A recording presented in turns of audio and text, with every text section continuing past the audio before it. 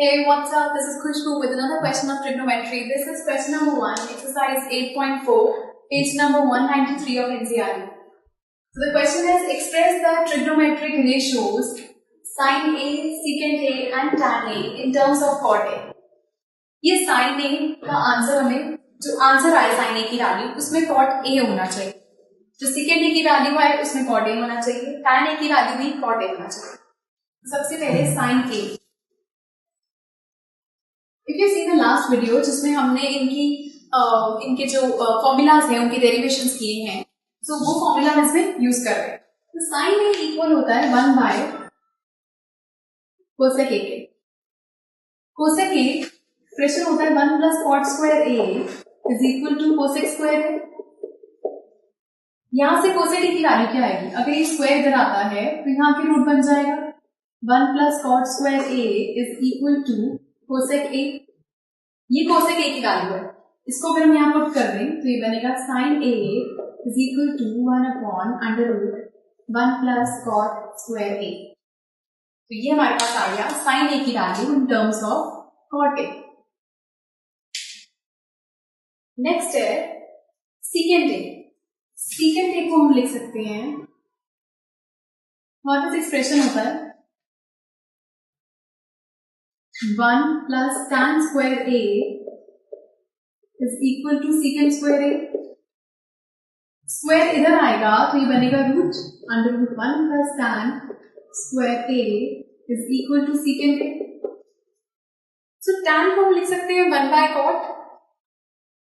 तो 1 plus 1 by cot square A is equal to secant A. So secant A को हम लिख रहे हैं this is part number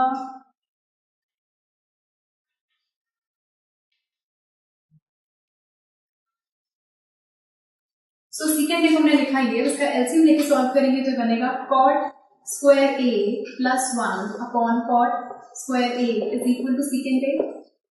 now ये रूट ऊपर वाले के लिए भी है नीचे वाले के लिए भी है, तो ये बन गया cot square A plus 1 upon under root cot square A is equal to secant A.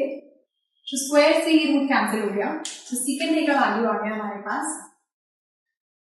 तो secant A is equal to under root cot square A plus 1 upon cot A. तो ये वैल्यू आ गया secant A का.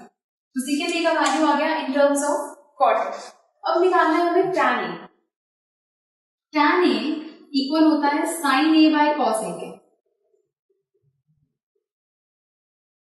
cot A equal होता है cos A by sin A के.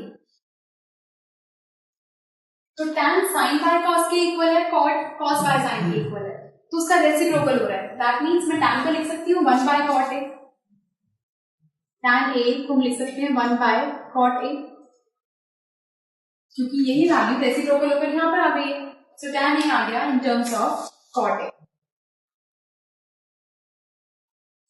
अगर इस चीज को ये cos A by sin A को मैं यहाँ पे लाके लिखूं तो उसको हम रेसिप्रोकल करके लिखेंगे. इस cos A by sin A की वैल्यू है cot A, यहाँ पर मैं पुट करूंगी 1 by cot A क्योंकि वैल्यू रेसिप्रोकल हो गई है.